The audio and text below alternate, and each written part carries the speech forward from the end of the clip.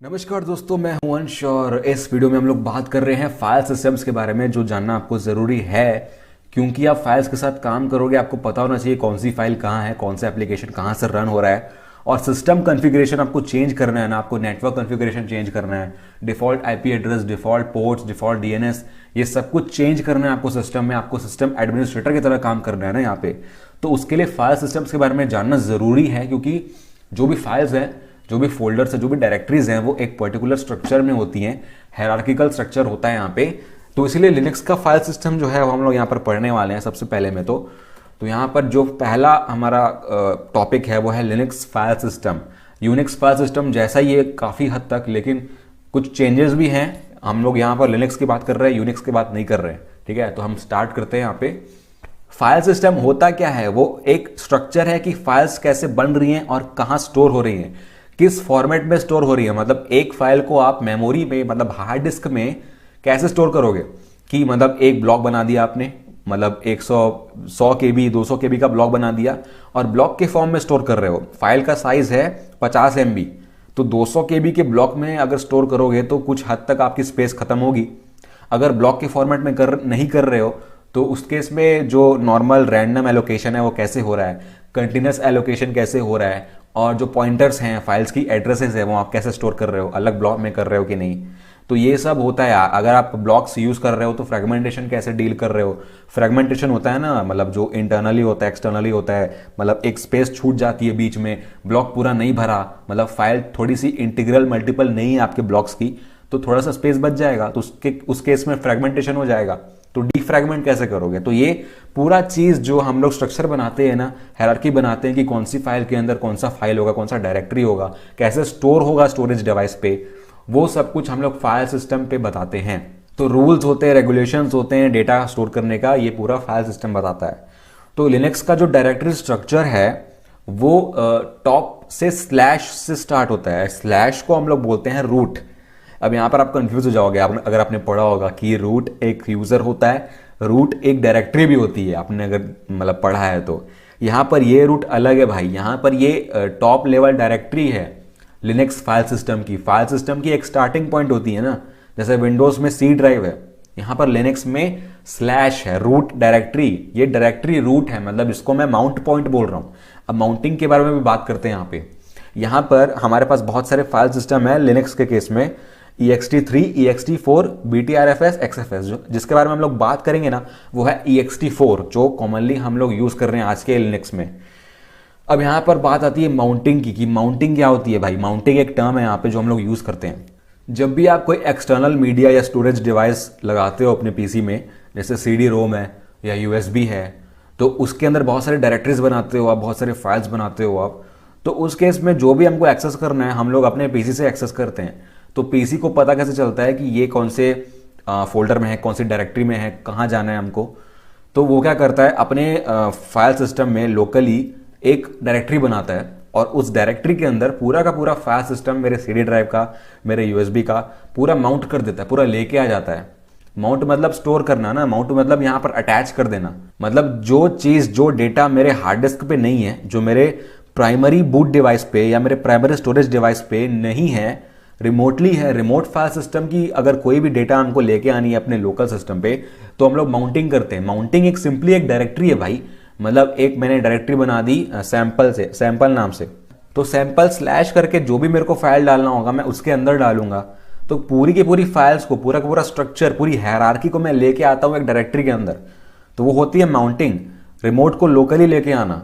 यहाँ पर जो लिनक्स का फाइल सिस्टम है, रूट फाइल सिस्टम, वो स्लैश से माउंटेड है, मैंने पहले भी बताया आपको। तो स्लैश के बाद पूरा का पूरा लिनक्स का हायरार्की है, वो हायरार्की हम लोग पढ़ने वाले हैं अभी। तो माउंटिंग का मतलब यही होता है कि आप इस बात पर ध्यान देना, मैंने यहाँ पर माउंटिंग की बात की ना, तो माउंटिंग विंडोज में कब होती है? C ड्राइव बोल लो आप, C ड्राइव मैंने बताया था। C ड्राइव एक टॉप की डायरेक्टरी होती है, रूट की डायरेक्टरी होती है, उसके अंदर विंडोज होता है, फिर सिस्टम 32 होता है, तो बहुत सारी सिस्टम फाइल्स होती हैं उसके नीचे, उसके अंदर। अब उसके बाद पैरामीटर आप बताते हैं, माउंट पॉइंट बताते हैं, कौन सा पॉइंट है आपका जहां से आप माउंट करना चाहते हैं।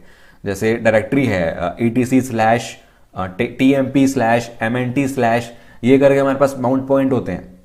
तो माउंटिंग का मतलब ऐसे ही होता है भाई, इसको समझना आपको जरूरी है। और विंडोज़ और लिनक्स में अलग अलग होता है यार। विंडोज़ में हम लोग फोल्डर बोलते हैं, लिनक्स में डायरेक्टरी बोलते हैं। और विंडोज़ का जो है वो कैपिटल से स्टार्ट होता है, लिनक्स का स्मॉल से स्टार्ट होता है, स्लैश करके हम लोग लिखते हैं। तो वो सब हम लोग अलग अलग देखेंगे बाद में यार। अभी इतना समझ लो कि माउंटिंग क्या होती है, जो मैंने बताया वही होती है, सिंपल। अभी अब बात करते हैं फाइल सिस्टम के बारे में। रूट फाइल सिस्टम क्या होता है? ये टॉप लेवल डायरेक्टरी है, सारी की सारी फाइल्स लिनक्स को बूट करने के लिए और लिनक्स को चलाने के लिए, ये सारी की सारी फाइल्स इसके अंदर होती हैं। तो जो भी दूसरा फाइल सिस्टम आप लेके आओगे लोकली, तो उसको आप बूट करने के बाद ही करोगे, रूट के अंदर ही करोगे। तो सारी एग्जीक्यूटेबल सारी लाइब्रेरीज के अंदर होती है, सब कुछ आपको रूट के अंदर मिलता है। रूट यहाँ पर मैं फिर से बोल रहा हूँ, रूट फाइल सिस्टम की डायरेक्टरी है टॉप लेवल। ये मैं रूट यूजर की बात नहीं कर रहा हूँ, या रूट अलग से जो डायरेक्टरी बनती है इसके अंदर स्लैश के अंदर, उसकी भी बात नहीं कर रहा हूँ। यहाँ पर स्लैश रूट बात नहीं कर रहा हूँ मैं, यहाँ पे सिर्फ स्लैश की बात कर रहा हूँ, ठीक है। अब बात करते हैं जितने भी मेन जो डायरेक्टरीज होती हैं जो हर लिनक्स फाइल सिस्टम में होती ही हैं, उनके बारे में बात करते हैं। यहाँ पे सबसे पहले होता है बिन। बिन का मतलब है बाइनरी फाइल्स होती हैं। यहाँ पर बाइनरी फाइल्स क्या होती हैं? Executable files, system software. जो लिनक्स का जो बंडल है उसके साथ में जो भी सॉफ्टवेयर आता है, सारे के सारे सॉफ्टवेयर यहाँ पर स्टोर होते हैं। सारे एप्लीकेशन, सारे टूल्स जो भी लिनक्स से हमको मिल रहे हैं, वो सारे बिन फोल्डर, बिन डायरेक्टरी में होते हैं। डायरेक्टरी बोलो यहाँ पे। तो बहुत इंपॉर्टेंट है ये। एग्जीक्यूटेबल फाइल्स होती हैं सारी की सारी। इसका एक्सेस आपको रेस्ट्रिक्ट करके रखना पड़ता है कई केसेस में, क्योंकि सब कुछ एग्जीक्यूटेबल होता है। यहाँ पर जो शेल होता है ना, शेल में जितने भी कमांड्स आप डाल रहे हो सारे लिनक्स में सेम होते हैं। तो यहाँ पर जो कमांड की डेफिनेशन है वो सब भी होते हैं यहाँ पे, जैसे ls, ps, grep, ये सारे कमांड्स का डेफिनेशन यहाँ पर बिन में होता है, ठीक है। तो बिन में सिस्टम सॉफ्टवेयर होते हैं, एग्जीक्यूटेबल बाइनरी फाइल्स होती हैं। अब आते हैं बूट पे। तो बूट का नाम से पता चल रहा है, यहाँ पर बूट लोडर होता है और कर्नल को जो भी एग्जीक्यूटेबल फाइल्स चाहिए बूट के टाइम पे, बूट करने के टाइम पे वो बूट में स्टोर होगा। तो सिस्टम को बूट करने के लिए सारी फाइल्स आपको बूट में मिलेंगी, उसके साथ प्लीज छेड़छाड़ मत करना। अब तीसरा है डेव। अब डेव का मतलब है डिवाइसेस। यहां पर यूनिक्स के साथ एक प्रॉपर्टी क्या है कि वो हर हार्डवेयर को एक फाइल की तरह ट्रीट करता है। हर हार्डवेयर के लिए उसके पास अलग अलग फाइल होती है। तो यहां पर हार्डवेयर को भी वो फाइल बोल रहा है, इसलिए हर हार्डवेयर के लिए उसने फाइल्स बनाई हुई हैं और सारी की सारी फाइल्स डेव में होती है। जो भी आपने अटैच किया सिस्टम के साथ, जैसे आपका प्रिंटर हो जाता है, यहाँ पर आपका यूएसबी हो जाता है, आपका सीडी ड्राइव है, सब कुछ सबके लिए फाइल्स है वहाँ पे। चौथा है ईटीसी। ये ईटीसी क्या होता है? ईटीसी में सिस्टम कॉन्फ़िगरेशन फाइल्स होती हैं। आपने सुना होगा ईटीसी होस्ट, ईटीसी के अंदर .conf एक्सटेंशन वाली फाइल्स होती हैं। तो ये ईटीसी के अंदर होती है। कॉन्फ़िगर करना है आपको, कुछ चेंज करना है, सिस्टम की प्रॉपर्टी चेंज करनी है, नेटवर्क का डीएनएस वगैरह जो लोकल डीएनएस होता है वो चेंज करना है, या सर्वर कॉन्फ़िगरेशन की डिफॉल्ट वैल्यूज, टाइम आउट्स, ये सब आप ईटीसी में डालते हो। अब नेक्स्ट है होम डायरेक्टरी। होम डायरेक्टरी में सारे के जो भी यूजर्स हैं उस सिस्टम पे, वो सारी के लिए अलग अलग सब डायरेक्टरी होती है होम के अंदर। तो आपकी जितनी भी फाइल्स हैं, आप अगर रूट यूजर नहीं है तो होम में आपके लिए एक अलग से सब डायरेक्टरी बन जाती है आपके यूजर के नाम से, और उसके अंदर आपकी सारी फाइल्स होगी जो भी आपने बनाई हुई है उस सिस्टम पे। तो होम के अंदर यूजर फाइल्स होती हैं यार। यहाँ पर मैंने रूट नहीं बोला है ना, रूट यूजर भी होता है यहाँ पे। और यहाँ पर यूनिक्स में एक खास बात यह है कि वहाँ पर उसको एक्सटेंशन से कोई मतलब नहीं है। एक्सटेंशन का सिर्फ वो यूज इसलिए करता है ताकि वो प्रोग्राम ढूंढ पाए जो इसको रन कर सके एक्सटेंशन से। लेकिन एक्सटेंशन अगर आप लगाते हैं तो फाइल में कुछ चेंज नहीं आता है। तो अगर आप बिना एक्सटेंशन के फाइल लिखोगे तो भी वो वैसे ही काम करेगी, एक्सटेंशन के साथ भी वैसे ही काम करेगी। अब लिब है लाइब्रेरी। ये शेयर्ड लाइब्रेरी फाइल्स होती हैं, जो बिन में जो भी स्टोर था ना सॉफ्टवेयर, वो सॉफ्टवेयर अगर कोई एक्सटर्नल लाइब्रेरी यूज कर रहा है, जैसे पाइथन में हम लोग यूज करते हैं इंपोर्ट करके, वो सारी फाइल्स यहाँ पर होती हैं लिब में। अब बूट के लिए भी जो लाइब्रेरी फाइल्स हैं वो भी इसी में होती हैं। नेक्स्ट है मीडिया। अब जो भी एक्सटर्नल मीडिया आप अटैच करते हो, जैसे यूएसबी है या आपका सीडी ड्राइव है या आपका फ्लॉपी है, जो भी आप अटैच करोगे ना उसको आपको माउंट करना पड़ेगा, क्योंकि वो एक्सटर्नल फाइल सिस्टम है।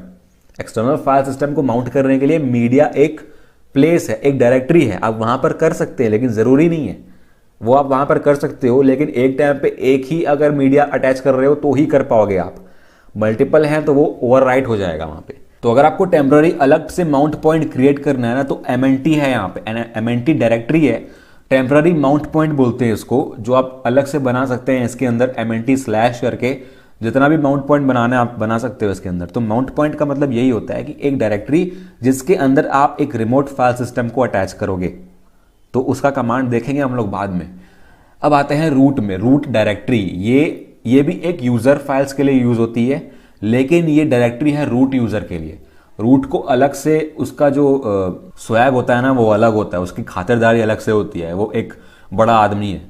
तो रूट के पास बहुत बड़ा एक्सेस होता है, सबसे ज़्यादा एक्सेस होता है सिस्टम का, और उसके लिए अलग से डायरेक्टरी होती है। अगर आप रूट हो तो आपकी सारी की सारी फाइल्स रूट में स्टोर होंगे, रूट डायरेक्टरी में। यहाँ पर ये रूट डायरेक्टरी है भाई, ये टॉप लेवल डायरेक्टरी नहीं है। टॉप लेवल के अंदर भी एक रूट करके डायरेक्टरी बनती है, रूट नाम से। टॉप लेवल का कोई नाम नहीं होता, मैंने सिर्फ बोलने के लिए उसको रूट बोला है। टॉप का नाम नहीं होता, यहाँ पर जो डायरेक्टरी है वो रूट नाम से है, ठीक है। तो रूट यूजर की सारी फाइल्स इसमें स्टोर होंगी। अब टेम्प में आते हैं। टेम्प में टेम्पररी फाइल स्टोर होती हैं, जैसे विंडोज में भी आप टाइप करते हो रन में %temp%, तो यहाँ भी ऐसी है यार, जो टेम्पररी फाइल्स बनेंगी आपके सिस्टम पे वो इसमें स्टोर होंगी। अब यूजर में ये बहुत इंपॉर्टेंट है यार, shareable read only user directory जो है, इसमें बहुत कुछ होता है। अगर आपने अलग से कोई सॉफ्टवेयर इंस्टॉल किया है ना, तो आपके यूजर में रहेगा वो। यहाँ पर भी एग्जीक्यूटेबल बाइनरीज होती हैं, जो भी लाइब्रेरीज या जो भी कॉन्फ़िगरेशंस, मैनुअल फाइल्स या डॉक्यूमेंटेशन, जो भी आप सिस्टम के साथ जो भी इंटरैक्ट कर रहे हो ना, तो सारी आपकी डाउनलोडेड फाइल्स, सारी आपकी कॉन्फ़िगर्ड फाइल्स जो आपने खुद से अलग से बनाई हैं, सिस्टम में इंस्टॉल की हुई हैं, वो सारी यूज़र में आती हैं। तो यहाँ पर हम लोग सेकंड लेवल प्रोग्राम्स रखते हैं, जैसे फॉर एग्जांपल हम लोग apt get install से हम लोग करते हैं ना, कुछ भी सॉफ्टवेयर इंस्टॉल करते हैं, जैसे मेटास्प्लॉइट हो गया, कोई स्क्रिप्ट हो गई गिटहब से, तो वो सब का इंस्टॉल करना है तो सिस्टम लेवल पे वो यूज़र के अंदर इंस्टॉल होता है। तो जो सेकेंड लेवल प्रोग्राम्स होते हैं ना, जो हम लोग अलग से apt get install करके इंस्टॉल करते हैं, तो सिस्टम लेवल पे वो यूज़र के अंदर स्टोर होता है। तो ये आप एक विजुअल एड है आपके लिए कि फाइल सिस्टम कैसा दिखता है लिनक्स का। तो ये हायरार्किकल स्ट्रक्चर है। सबसे ऊपर जो है, जो मैंने दिया है यहाँ पे, ये मेरा स्लैश है। ये रूट सिर्फ नाम का है, इसका सिग्निफिकेंस नहीं है रूट, ये सिर्फ स्लैश है। तो स्लैश के नीचे जो भी डायरेक्टरीज मैंने बताई हैं आपको, ये सारी स्लैश के अंदर होती हैं। एस बिन का मतलब है सिस्टम बाइनरीज, ठीक है। और जो सिंपल बिन है वो है एप्लीकेशन बाइनरीज। तो ये सारी की सारी डायरेक्टरीज होती हैं, एक दो कम भी हो सकती हैं कुछ कुछ फाइल सिस्टम्स में, लेकिन ये मेनली तो ये सारी होती हैं। यूज़र के अंदर बहुत सारे और सब डायरेक्टरीज है, बिन, इंक्लूड, लिब, एस बिन। यूज़र के अंदर बिन बनाते हो ना, तो उसके अंदर बाइनरीज होंगी जो आपने अलग से इंस्टॉल की है। तो और भी काफ़ी सारे होते हैं यार, वैर भी होता है वेरिएबल फाइल्स के लिए, कैश, टीएमपी। तो ये पूरा एक स्ट्रक्चर है लिनक्स फाइल सिस्टम का, इनके साथ हम लोग काम करने वाले हैं। तो आपको आई होप समझ में आ गया होगा कि जो स्ट्रक्चर है वो कैसा है। तो इस वीडियो के लिए इतना ही। देखते रहिए, सीखते रहिए और